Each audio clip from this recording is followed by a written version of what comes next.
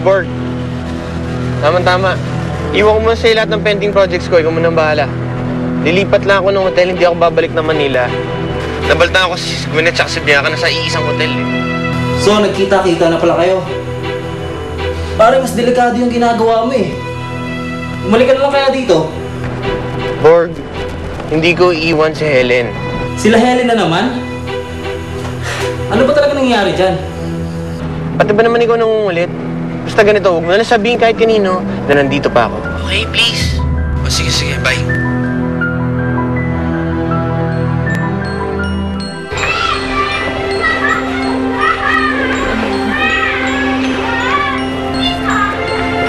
Dave, si Ninyo nasa labas na naglalaro. Baka sakali lang ako. Baka sakali kasi matiguli yung boss na anak ko ngayon eh. Teka, kung gusto mo siya makita, mamaya dadaling ko si Ninyo sa may burol. Puntahan mo na lang kami doon kung gusto mo siya makita. O sige, salamat.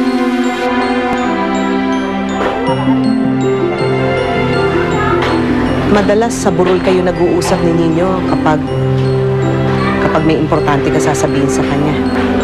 Sasabihin mo na ba sa kanya ang totoo, Helen?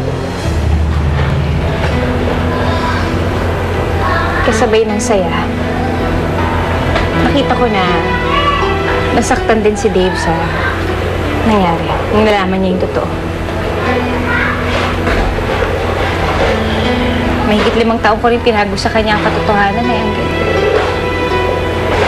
Marami akong pagkakataong pinalampas. At dahil sa ginawa ko, marami akong pinagkait sa kanila. Siguro naman panahon na. Dahil kahit ano naman gawin ko, hindi ko matatakbuhan ng katotohanan eh.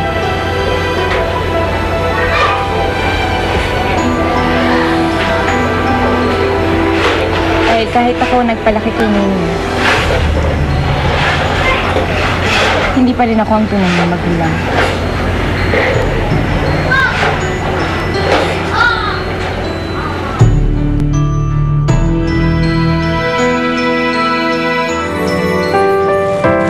Anak, naalala mo ba nung maliit ka pa? Nung mas maliit ka pa dyan, parati mo sinasabi sa akin na sana kasama natin ang tatay mo.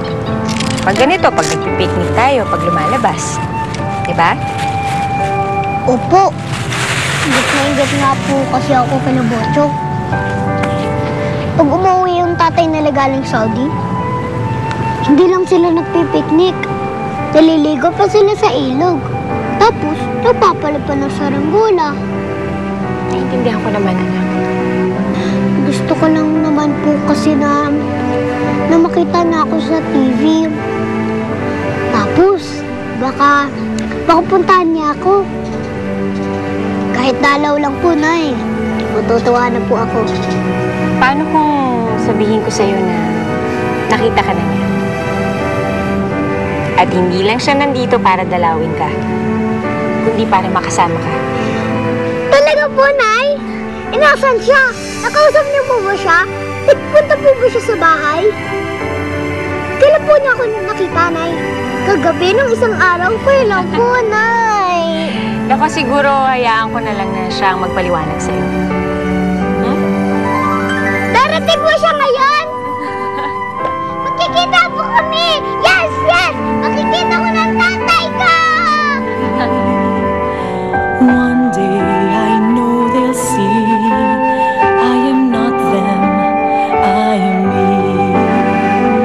Last night a little star smiled at me from afar, looking down from above. Dave, ano po? Shining sunlight filled with love.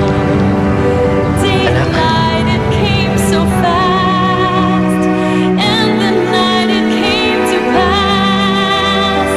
Even stars, they fade away, but my little friend, please stay. Little star, little... Maaga nating simula ng Pasko sa